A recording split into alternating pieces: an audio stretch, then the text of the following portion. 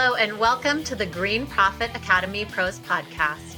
This show digs into the challenges in growing a lawn care and landscape business while maximizing your profit. I'm Christine Era.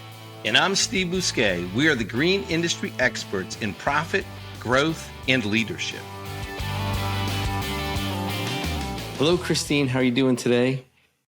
I am doing well today. We have a little snow on the ground, but it's a Friday, so I really don't have to go anywhere. Right. Friday. Nice. It's been an interesting week. I just was at the Connecticut Nursery and Landscape Association conference this week, and I was really happy to see how many people showed up and how much youth I see in the industry. And there was a lot of technology talk, but also old school talk about plant care and health care. And that was really interesting and really exciting to see how people are still excited about our industry. Yeah, I definitely have missed going to some conferences. I always get energy when I'm around, these people and we start talking about the industry and what's possible and what other people are doing. And it just is so exciting to learn about what's the focus and what's the conversation? And I'm missing a little bit of that connection with people in our industry and, talking about what's possible. Yeah, we had some really good conversations. In today's episode on the podcast, we're going to be diving deep into the Profit First advanced methods. We have utilized and implemented advanced methods that have permanently and positively changed the course of businesses for good. In the last episode, we talked about Profit First basics. And if you have not listened to the Profit First Basics podcast, go back and listen to that. I strongly recommend that. That will give you the kind of jumping off point information to let you catch up with today's podcast. Yeah, the basics are always great to get a little refresher because no matter how long you've been doing Profit First, there could be little pieces, that you forget about.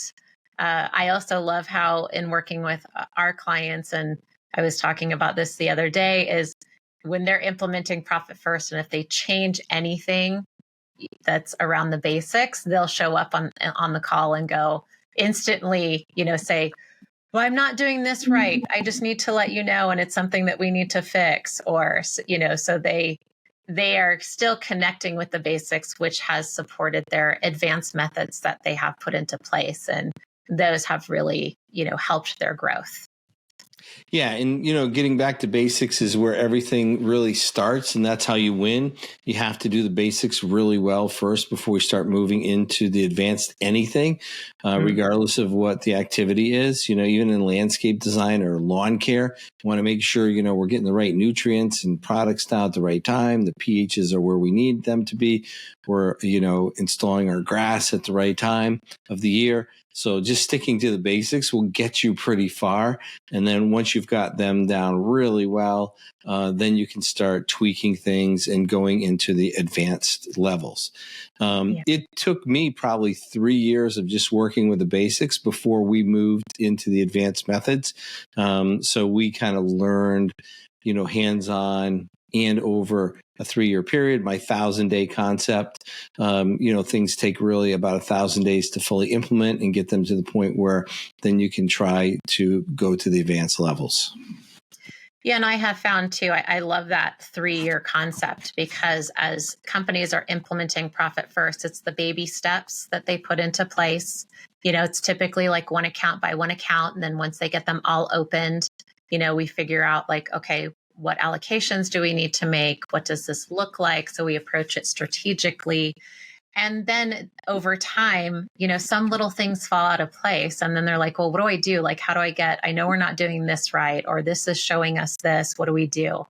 And so it allows you that time and space to make those changes and really get that solid Profit First foundation under you. And I know in the book, I said a few times, we have to be able to, crawl before we can walk and walk before we can run. And one of the mistakes that I've seen with implementing Profit First is they want to do Profit First advanced methods out the gate. They want to hit their target allocations out the gate. And there is a reason why there's the basics of profit first. And there's a reason why we have, current allocations. So we can move to our target allocations. So there's, a rhyme and reason for all of this and, easing into it and making sure it's successful. Yeah, and just that first step of opening up a profit account can be a big deal for a lot of people. I remember when we opened up our first account, the profit account, and started putting that 1% in, and then seeing that grow, and that really encouraged us to continue forward with the rest of the accounts. I mean, we opened up the income account and then the profit account, and then about every other quarter we would start another account. And kind of get our legs underneath us and understand the whole rhythm of profit first. So it does take a little bit of time. Like I say, profit first it's simple, but not easy. And so taking your time to do it and getting the basics down is so important. Yeah. So I want to talk about a little bit about like what advanced methods are and what these look like. And we talked about the basic methods of the profit first system, and they're the foundation for improving your profitability and setting yourself up for strategic growth. So, they're really your pillars that you want to get into place. So then you have some solid ground to stand on. And then the advanced methods, they go a step further. So they're helping you identify and eliminate the bleeds in your business and support healthy growth. So they prevent financial setbacks that you might have.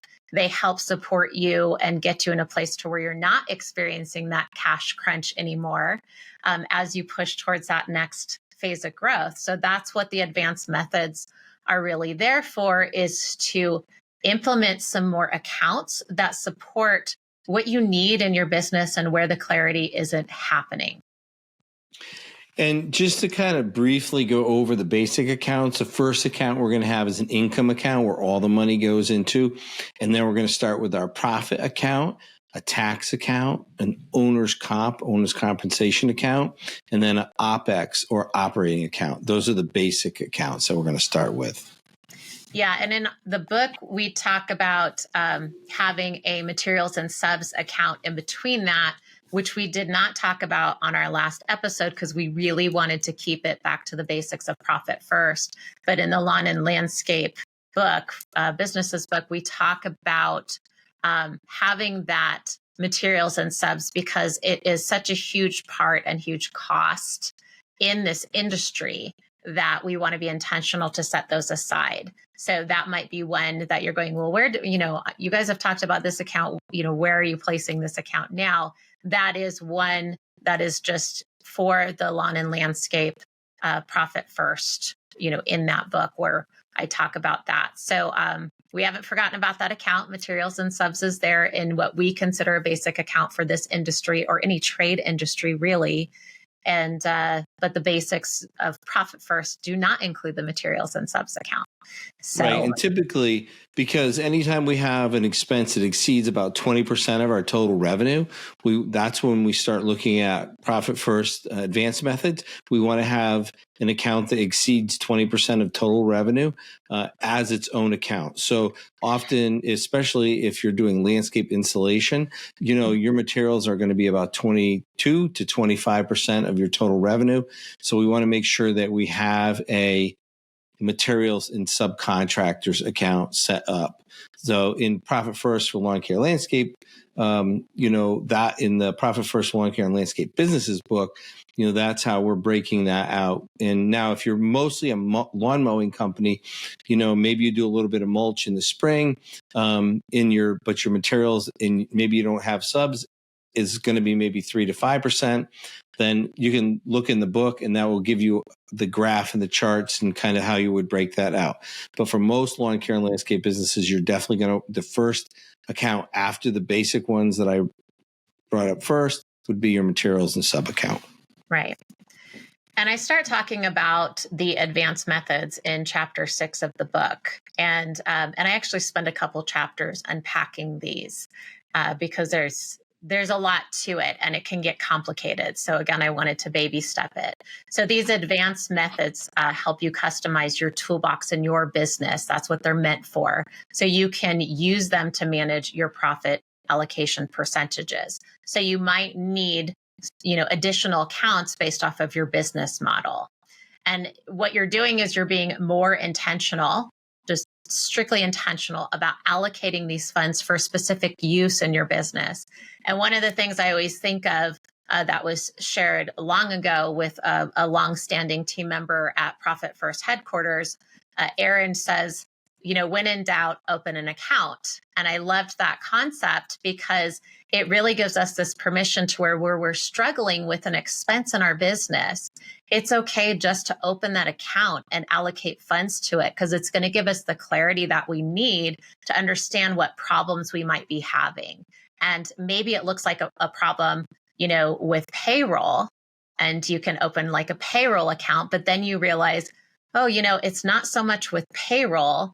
It has to do with, how our crew size, so that's going to impact payroll, or it has to do with like the efficiency of the company. Hey, that's going to impact payroll too. So it really gives you that clarity. So you can pick and choose what advanced methods best work for you in your business. And that's why I love the advanced methods. It's where you can actually turn Profit First into that, a la carte, like, well, I want this account or I want that account. The basics, you don't want to do that. But with the advanced methods, you can absolutely do that because it's going to provide that clarity that you might be lacking. And one of the things that once we do the basics, the income, profit, tax, owner's comp, and OPEX, the very next one you want to open is the materials and subs. And then the next one, which is typically going to be the next largest expense in the company, is going to be your payroll account. And so then you also have to figure out, how to allocate this. And we'll put in the show notes a way to get some tools to go through and do your Profit First percentage allocations. But when you have the materials and subs and then the payroll account, what's nice, you get your percentages dialed in, the money's always there. So when it's time to go pay, the materials and subs, the money's there. So you're not robbing Peter to pay Paul. You're not chasing money. And then also with the payroll, as you have big months, like we'll have really big months in the spring and midsummer, that percentage is always going into the payroll account. So then when it slows down in November, December, the money's already there. We're not looking at all of our money in one account and then trying to do the math in our head of what we can pay, when, who, how. Profit First just takes all that, lays it out in such a clear way. It's just like, our toolbox, right? One drawer has a screwdriver. One drawer has the wrenches. One drawer has the hammers. We don't just throw everything in one bucket. Or maybe some people do. They're going to spend a lot of time and a lot of effort chasing down wrenches, sockets, hammers, screwdrivers. Having it all broken out just makes us more efficient. And there's so much that we have to do as a business owner, dealing with clients, dealing with vendors, selling, recruiting, training. And we don't want to spend our time trying to juggle and figure out the money. It's better to set it up front. I've found it makes so much clarity and it takes so much pressure off myself to do that. So the material and sub and the profit account. And then the next account that we found was super helpful was our equipment account. And we initially set up the equipment payments. And that was easy to do because we knew what the payments were going to be. So we knew what percentage that was going to be of revenue. But then every time it came to make our payments, the money was already there. Right. Yeah. And in chapter 8, I took the scalable growth business model. It was a concept that I had been working on for many years because we would always get asked from business owners, how much should I spend on payroll? Well, how much should I spend on my office team? How much should I spend on my field team? How much should I spend on equipment? It was like, how much should I spend? How much should I spend? So this question of what's the right amount? So in chapter 8, I dive into the scalable growth business model, which really supports the advanced methods.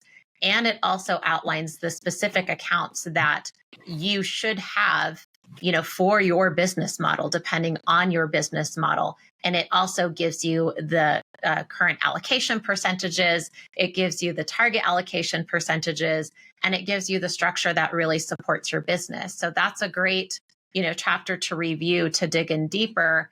And the scalable growth business model, this tool is meant to help you scale and grow your company through revenue tiers. So it helps you know how much is a healthy percentage that I should be spending in each one of these categories.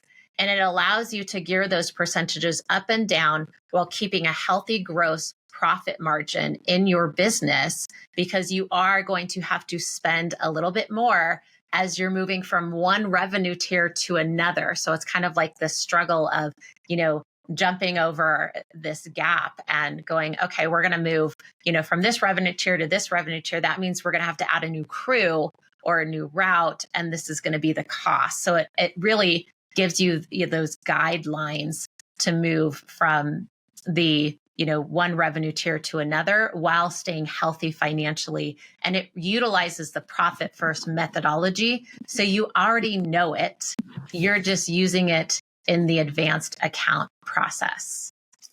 Yeah. And chapter 8, the scalable growth business model, it's literally the only model in the entire green industry that shows you at every level what you should be spending on payroll, material, what the owner should get paid.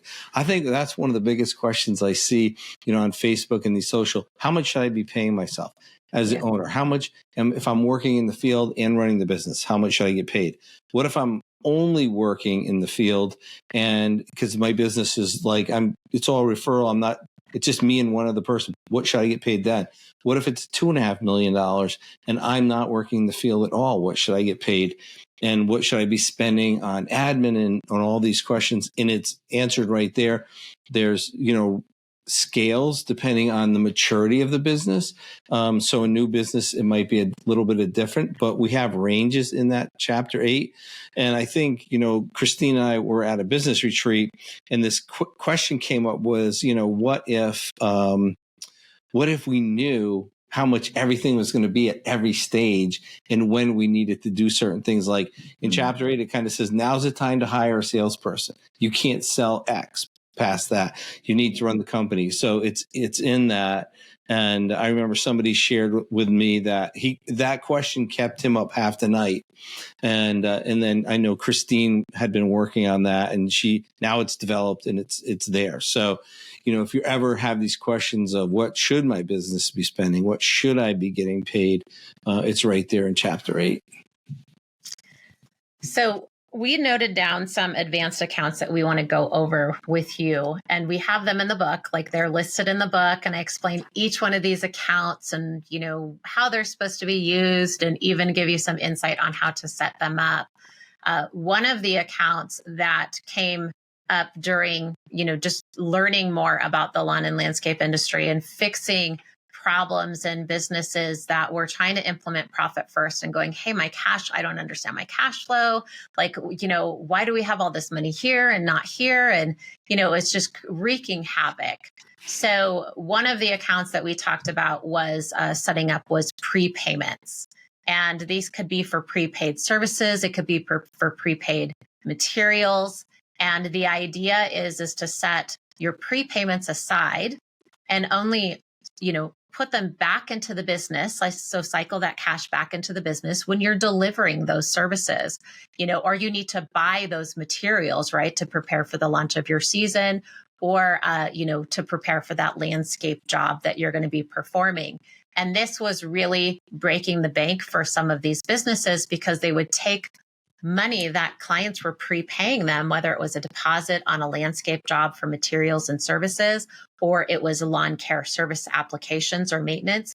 And they would get that money at the end of a season to launch their next season. And then they would spend it all. And then they would have nothing, to use. They'd have this small little portion of the people who didn't prepay to use that money to function off of and run their business, because they spent everything that was in the bank. Yeah, so how that looks and how that plays out is a lot of like lawn care or lawn application companies, they offer a prepayment. So if you pay up front for the full year, you get a 5%, 10% discount. It depends on what people are offering. So all that money would go into one account and they would you could spend it because you had the money, but you still had to do round 1, 2, 3, 4, and 5, maybe even round 6, but you're just spending the money because it's coming in and there's no like intentional strategy for it. So with Profit First, as that money comes in, the prepayment goes into a prepayment account, right? So it's money that we've been prepaid. It's not money we prepaid. It's money that's been given to us. It's basically really like a loan. So it's a liability on your balance sheet. We owe those services to the customer, and with us, we put that in our prepayment account. And if someone sells their house or if they cancel for some reason that they're like, okay, you can prepay, but if you don't sell your house, we'll send your money back, right? We owe them the money. We either owe them the money or the service. So the prepayment money goes into that prepayment account. Then as we're doing the work, like round 1, we're taking money out, round 2, and we'll take that money out weekly once we start production to cover, the payroll and the material that was used that week. And then we're just moving it from the payment account into our income account. And then once it's in our income account, we're going to run it through our Profit First calculator. Right. And how you determine the percentage of whether it's your prepaid services or prepaid material, it's pretty much treated the same way, right? You move it when the services get delivered, or you move the money when you go to buy the materials.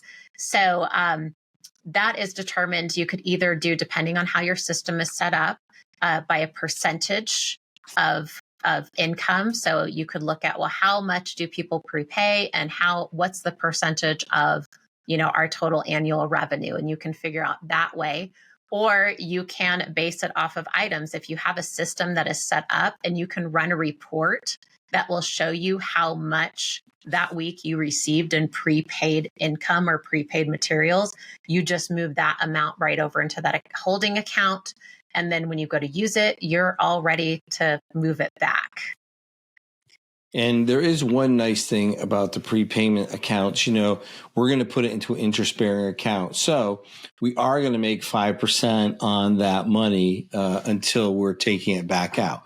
So it used to be like 0.1%, but now you can find banks that will give you, anywhere depending on the balance between 3.5% to 5.5% on that money. So you do get a little bit of return by having that money in the bank. All right. So the next account, we kind of touched on this a little bit already, was materials and subcontractors. And this is very common for this industry, for the lawn and landscape, or any trade industry that's doing some sort of contracting work, right? Because we all have materials, and then we'll have subcontractors. Maybe you subcontract out your maintenance. I know lawn care companies that do that. They just do application and they'll go, okay, we'll sub out the maintenance for you. So they can provide it to their customers. There might be, landscape construction to where maybe you guys don't lay patio, but you have a contractor who does do beautiful patio, and it's better for you to sub it out. So all the funds that you need to pay for your materials and subcontractors get allocated to the materials and subs account from the income account. And this is different than your prepaid materials. Like, you're not going to, take your prepaid materials and put it into this account when you receive the money. If you have a prepaid materials account, you'll move the money into this account. It won't go through your calculator. You'll move it into this account when you need to pay material bills, so that's what it's used for. And the funds that are in the materials and subcontractors account are used to pay the bills for your material invoices and for your subcontractor services. So that's what it's there for. And this can be easily set up as a checking account. You can have a credit or debit card attached to it, so you can use it that way. You can also, if you're using QuickBooks, you can send a check through QuickBooks saying, hey, use the materials and sub account. We have so many clients that do that. Makes it very easy. And you can also use this account. Let's say you have a materials or subcontractor's credit card, and that's all you're using it for. You can use this account to pay that as well. So the percentage on this account, the allocation percentage, is determined by the amount of materials and subcontractors that you pay out compared to your total revenue. So you're going, okay, how much do we pay out in this? What's our revenue? There's your percentage. And one of the interesting things a few years ago, I think it was 2018, I did a survey with all my vendors asking them questions about what's the biggest thing that we impact you on? Like, is it frequent purchases? Is it giving you referrals? Is it paying on time? Is it like ordering ahead of time, like making sure that, we're giving you lots of notice of when we're going to need things. And the number one thing, it was a little over 70% of the people said paying on time. The vendors getting paid on time, it has the biggest impact on their business than anything else, because if they get lots of orders, but you're always 90 to 120 days behind, they have to pay that. So Profit First allows us to make all those payments on time, be a good, partner with our vendors and pay them on time so they can pay all their people and all their bills on time.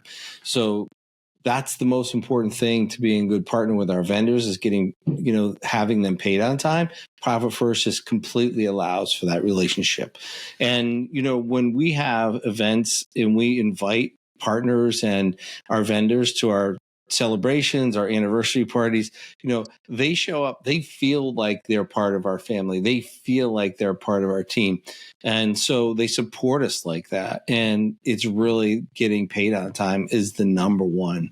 It's the number one thing. Yeah.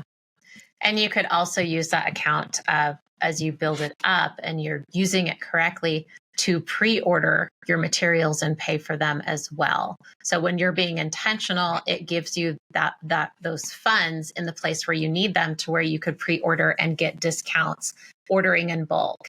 And we're just reviewing a client's financials just this last week in a group call. And one of the things that came up was we saw this huge savings on not only his freight, but also his materials.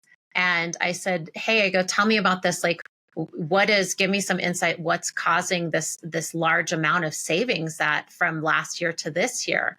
And he just kind of chuckled and he said, well, we're pre-ordering our materials in bulk. So we're saving on freight and we're getting a better deal on it. And it was a significant amount of money that they were saving from the prior year to this year. And so I was really happy to see that process, they implemented it and they're really reaping the benefits. Yeah, having that prepayment in the account, and then so you can prepay your vendors if you're ordering it. If you're there's a lot of early order discount programs in the lawn care industry. And if you can early order and early take the delivery, you can save even more. It allows you to buy in bulk, and that's when you're going to get the biggest discounts. So, we're bought already. It's the first month of the year. It's January, but we were bought by November of 2023 for the entire year of 2024. And we have our deliveries coming in. And as this comes in, we can make the payments because we get prepayments and we have that allocated correctly. And it just allows us to, it could be up to a 30% savings from if you're going in and you're buying it, onesies or one pallets at a time. It might even be more than 30% if you're waiting until April 1st or the first or second week of April to go buy your fertilizer and pre-emergence, as opposed to buying it ahead of time. And then it's such a time saving if you have the ability to store it. We do have forklifts. So, it's here. You're not waiting for deliveries. You're not chasing anything. And that allows us to deliver all our applications on time. We're never behind because we're waiting for material. Are you looking to take your business to the next level? Look no further than the Green Profit Academy Business Accelerator Kickstarter Workshop. In 7 weeks, you'll learn the critical skills necessary to define and achieve your goals, including developing a mission, vision, and purpose. You'll also explore immutable laws, benchmarks, goal setting, and create your very own strategic business plan. With this comprehensive program, you'll be able to set achievable goals and develop a roadmap for success, accelerate your business growth, meet your objectives, and achieve long-term sustainability. Go to growgpa.com/GBAKW to sign up for our GPA Business Accelerator Kickstarter workshop today. Again, that's growgpa.com/GBAKW. Use promo code GBAKW100 to receive $100 off the workshop today. So the next account I'm going to talk about is the sales tax account. And so sales tax is collected by you on behalf of, your location, like your district, wherever you're located, your city. So this is a local agency where you're obligated to pay sales tax. So the sales tax you collect, you're obligated to pay. If you don't want to know these people. They're not fun to deal with. I've been through sales tax audits in the past. They are not fun to do. So you always want to make sure, one, that you have your sales tax process set up properly. And what I have learned working in this industry, coaching and supporting clients all over the US, is your state and your district can have different rules for sales tax. And some of these rules could be based off of how you invoice, right? If you itemize your invoices, you have to pay sales tax. If you don't itemize them, then you don't have to pay sales tax. So I always advise, make sure you understand, or you're working with an accounting professional who understands and will do their due diligence to make sure that your sales tax process is set up to benefit you, and they go over those options. And then you can properly collect the sales tax and then pay the agency so you have no headaches. So anytime you collect it, you have to look at it as like a pass-through holding account. You put your sales tax that you collect in this account, and then you pay this out to the local district, so the local agency, your local sales tax agency. You never want to treat these as income, because they're not income. It is a liability. It is not your money. So you're going to collect it and you're going to pass it on. And, you might already have an accounting system that tracks this for you for your sales tax liability. If you do, it's going to be extremely easy for you to figure out how much funds do I put in this account, because you could simply run a report.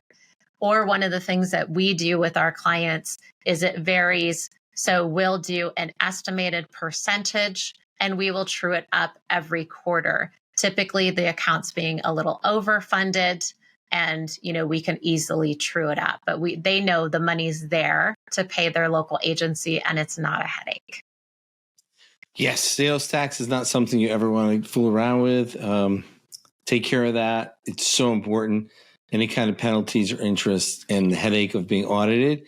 And if they audit you once and they find lots of discrepancies, you're most likely going to get audited again. If you do get audited and they have to search, hunt, peck to find a few here and there, then you're most likely going to get audited way less. So, but make sure that you take care of that. It's not our money, right? We're collecting it. We're non-paid tax collectors.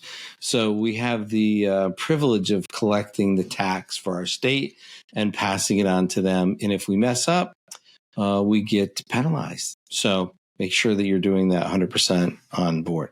The next one, or above board. The next one is payroll, the payroll account, which is I'm smiling just talking about this, because when we implemented our payroll and we had the percentages dialed in, it totally just took so much worry off of my plate. I don't have to lay awake at 2:00 at night going, oh man, are we going to have enough payroll?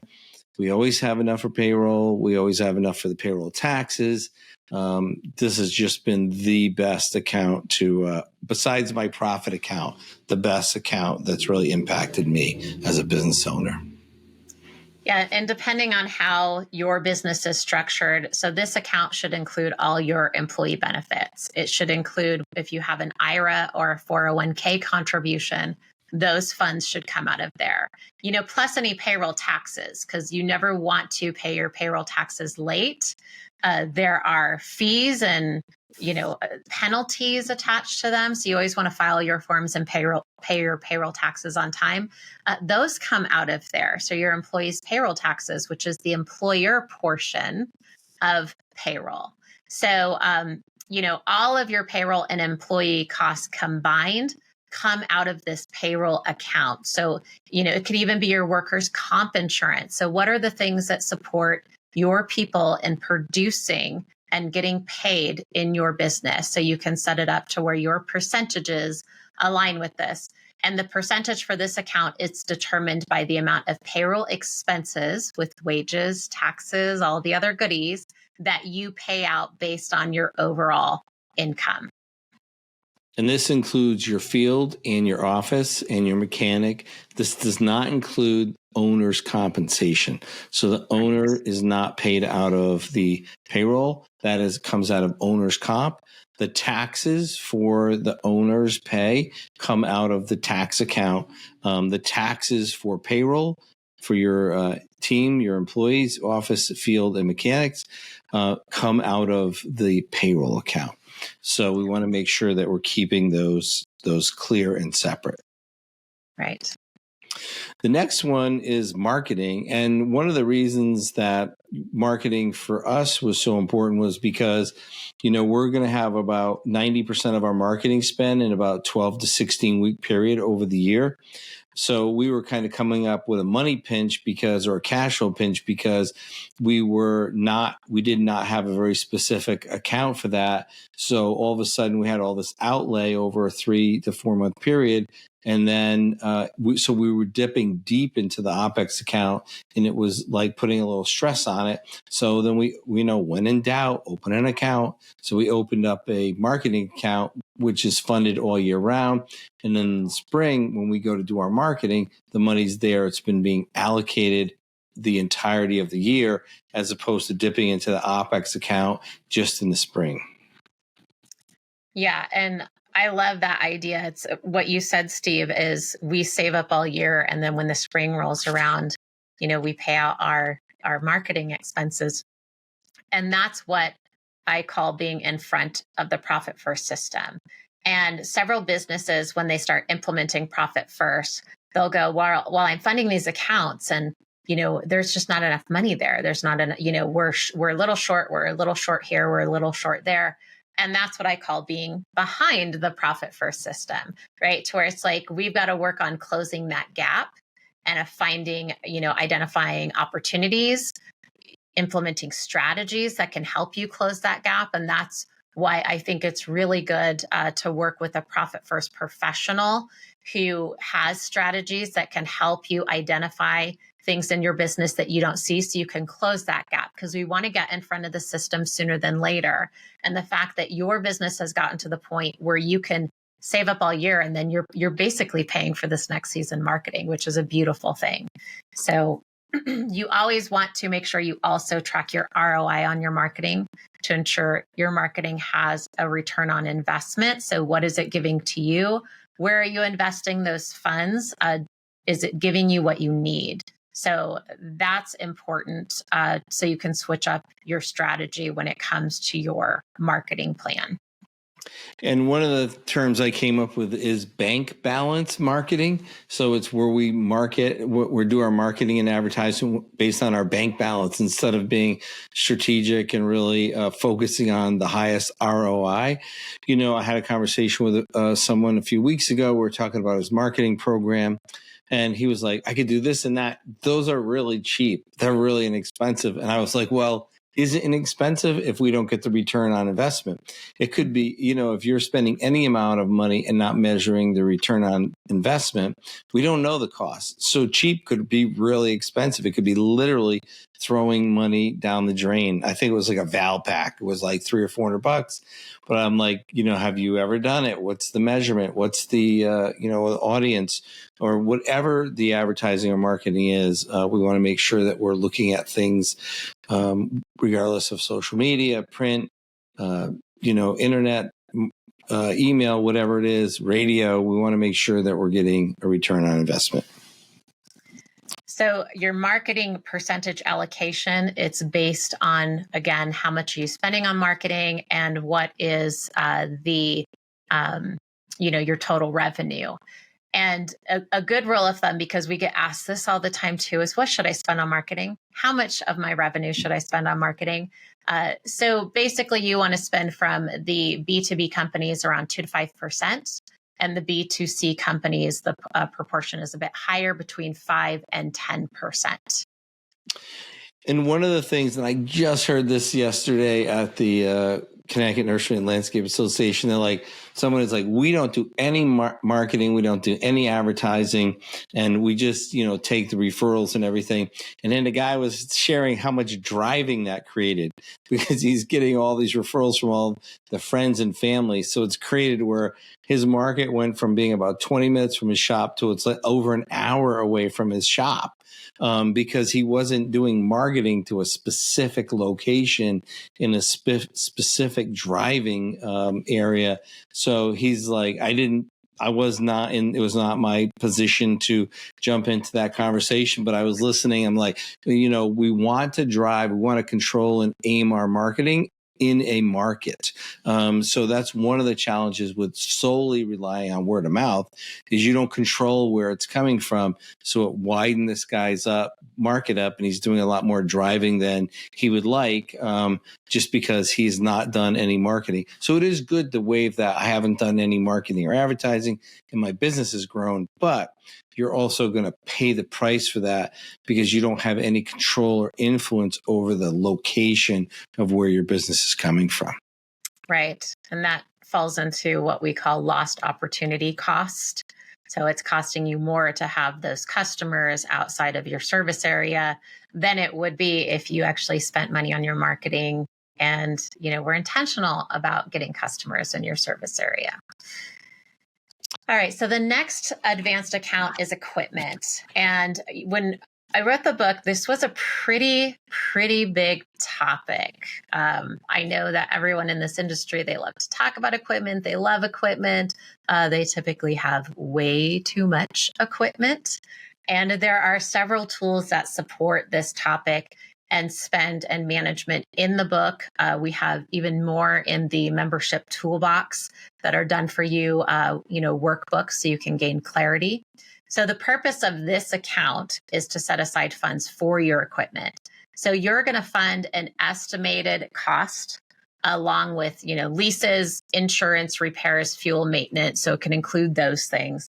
And you look at it from a percentage of your total revenue, right? How much are you spending on your equipment? How much is your total revenue? And then you'll get your percentage, which is given to you in an advanced profit first assessment, which will include the link in this podcast, in our podcast notes, so that way you can find it. And equipment costs usually run from 8 to 15% of your total revenue. And then you might experience an additional 3 to 5% on top of that if you run snow equipment, because as we've talked about before, snow can be an expensive, equipment and service to provide. And it's interesting, now that I've been doing Profit First for a long time. We have our equipment account. Our percentage is about 17%, and that includes all the insurances, the repairs, all the fuel, the payments, down payments, all the big equipment, small equipment. And it's interesting that it stays the same as our fleet ages. So we're only putting about 7,000 miles a year on a truck. So we'll have trucks that are like 10 years old with 70,000 miles on them. So our payments are decreasing. Our monthly payments have gone down, but our repairs have increased, but our percentages staying the same. So it's interesting to see, and even though like taxes on an older truck are less, repairs are more. But one of the things that percentage doesn't really show is the downtime. Like how often is that truck or that piece of equipment out of service? How often are we not producing revenue with that piece of equipment because we're fixing it? So that's one of the things that we're tracking now more directly, how much it's out of service time, how much are we not being able to bill it during the year. So even though the percentages stay the same, we're going to see what the story is on the downtime. On some of the trucks, it's interesting. They're still only in a maintenance mode. So even though we're spending a little bit more, it's just because they're wear items, and they're going through batteries now, or they're going through their, third set of tires, and they need brakes, right? They didn't need brakes when they were brand new. So there's going to be a little bit of wear, but it's going to be interesting to see what the tracking with the downtime is. So having all that really specifically in your equipment, because most of the time when we start working with a lot of our clients, we find one of their overspends, and it could be significant. It was, before I was kind of financially aware of my percentages, way too much money on equipment. We always needed stuff. And, having the Profit First system in place, I found that even my team, my managers, they need way less stuff. Yeah. And again, in the toolbox, the membership toolbox, we have workbooks in there that can help you forecast your equipment needs. I've done some webinars on them in our team mastermind to talk about that. I've done it a couple times, and there is a recording of that in the membership toolbox. And before we go on to the next one, I want, we had a podcast with Danny about renting. And, one of the things that's nice about renting, especially in the snow business, is there's seasonal rentals. So maybe you buy the push box, but you rent or lease that, loader or skid steer just for those 4 or 5 months. It's a direct cost to that job. It doesn't go on your balance sheet. So that's another way. So if you have not listened to that rental podcast that I did with Danny, I would totally recommend listening to that. There's a ton of great information there to help manage equipment costs. Yeah, I loved the insight that podcast brought, because it's, you don't think about all the stuff that he shared, but he lives and breathes the equipment rental and understands how it is to work with trade companies and, the problems that they have. So definitely a great episode to listen to.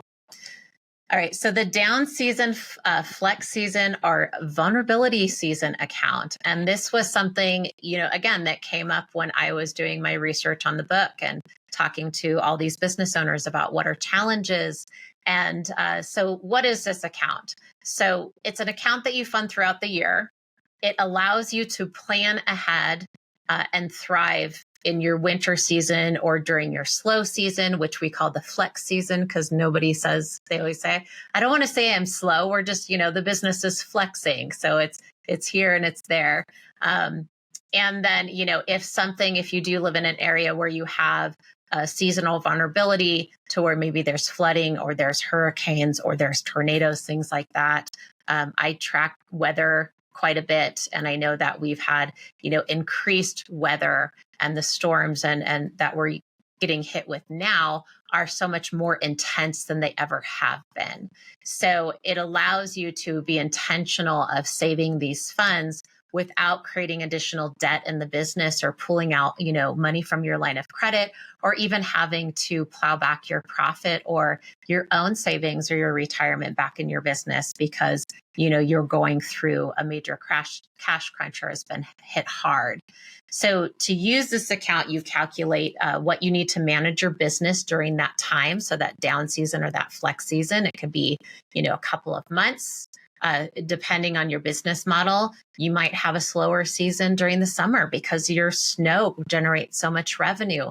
You might shut down during the winter time because you don't provide snow services. So you're looking at how much do we need for the business to function? Like, what's that gap? And then you intentionally start putting that percentage away in these accounts, throughout the year, right? When you're really making money.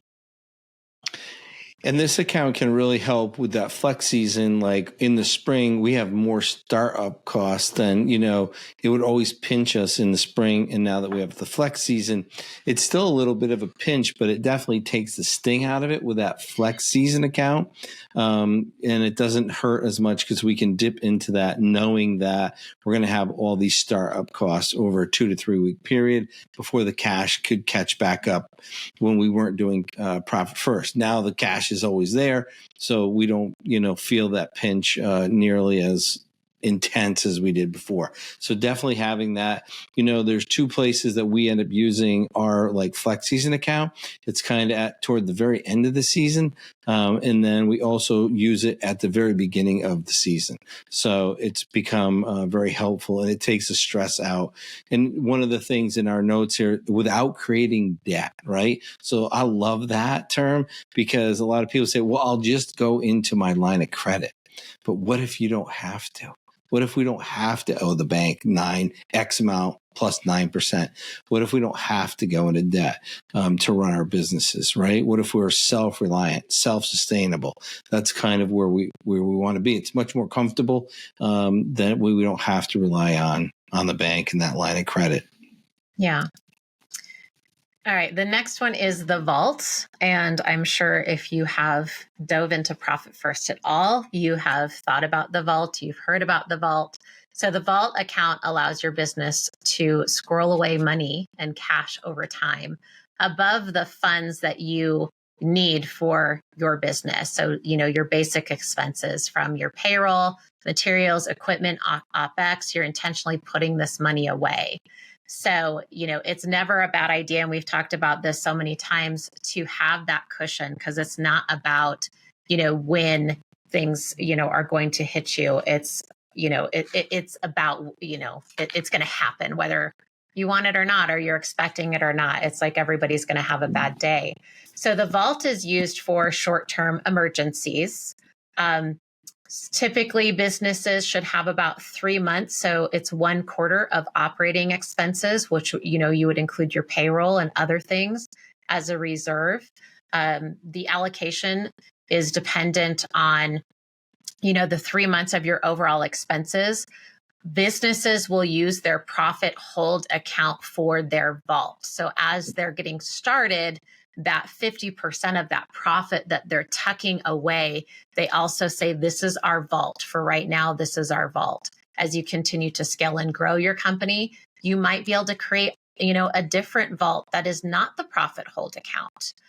So, some companies have many vaults. We have clients where they're like, well, I have 1 month of payroll and I have 1 month of equipment and 1 month of operating expenses. So it's intentional, where they're saving their money up. And the other thing that we have in our toolbox, which I love because it was not something that existed, is the vault rules of engagement. So how do you, manage the funds that you take out of the vault? And what are the rules around them? So you're not violating the vault and just taking money out. There's rules and purposes, and then, of what you're going to use that money for. And then there's also, how are we going to put it back? And it's not just on you as the business owner. I love, this outline, because it's you and your team that are taking responsibility for when you dip into this and how you put it back into the vault. Yeah, and the vault is not the piggy bank for when the owner of the business wants to go buy a new Jeep or go on a super double expensive fancy vacation. As much as I love Disney, it is an expensive vacation. And if you're going to go on a Disney vacation, save up for it with your own income. Don't use the business's vault to pay for that, so you can be the hero to your kids and your spouse. That it might feel good at that moment, but it's really not managing the business and your expenses the best way. Or a fancy trip to Europe, or to wherever you're going, save up for that, be intentional about that. Don't dip into the vault. It's not your personal ATM machine. And, we have vault rules of engagement, and I've wanted to use it, and I've had to sit down with my office manager, go, okay, what's the money? These are the rules of engagement. Nope, I can't use it. So we're going to have to put that on hold, or we're going to have to come up with another way to fund that using our proper percentages. So it's a little bit of an interesting thing. And the reason I brought up the vacation is because between equipment and vacations, that's where people want to dip into the vault. It's not like to buy a new piece of equipment typically. It's that is going to be helpful. It's like the new shiny thing that they want to get, the new Tesla truck or their new Jeep for $65,000 for their sales vehicle. That's not, that's part of the rules of engagement for the vault. So be intentional with that, because it's so hard to save this money up. It's what's protecting your business. Like Christine said, it's not if something is going to go wrong or happen. If your business has been around for a while, it's just when. Yeah. And again, some people say, well, I'll just use my line of credit, or I'll use my credit card. But if you can be your own line of credit or your own credit card, you don't have to go to the bank begging. And also, banks don't like to lend a lot of money out if your balance sheet is upside down or your business isn't doing well. Right. So the next account, and I like this one, it's prepaid expenses. And these are not, prepaid where people are giving you money, right? It's where you want to give somebody else money. You're paying for expenses in advance. So the prepaid expenses account, it's going to be dependent on your business and things that you might be prepaying in your company. So you might be able to save money on these expenses. You might be paying out, let's say, an insurance policy every quarter. That's, prepaid expenses. It might be the insurance policy in advance for the entire year. And if you pay it in advance, you might get some sort of discount on it. And, this is where it came up to where we were reviewing somebody's financials, and they're like, well, we prepaid this, this, and this because we got a 15% discount. So the reason why we use this account is we're being intentional about putting maybe their membership dues, consulting fees. It could even be advertising, any sort of insurance. You're putting these funds away into a separate prepaid expense account for you to use them when it's time to pay these fees.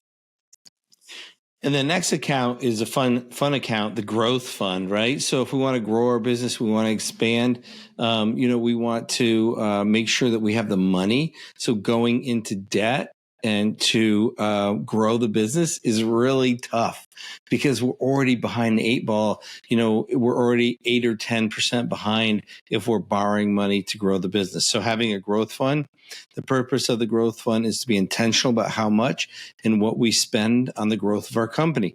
We've seen business owners continue to invest in the company's growth without being mindful of the financial health, and it gets them in a really, really tough spot. I was one of them. I just was like, growth. Sales is going to get me there. But as I grew my company, it got me deeper and deeper in the hole. Yeah. And this was something that came up while I was writing the book, working with a client that moves 150 miles an hour, and his poor office manager was going, well, we're trying to implement profit first, but he's spending this and he's spending that. And we had to, put some guardrails on this guy and say, okay, so we can fund the growth fund. If it's in the growth fund, then you can spend it on your growth. And that means hiring a new manager, buying a new truck, setting up, new equipment, like whatever that is. And typically I suggest anywhere from about 2 to 6% allocation to this fund. You want to make sure your business can afford it. So that's the other thing.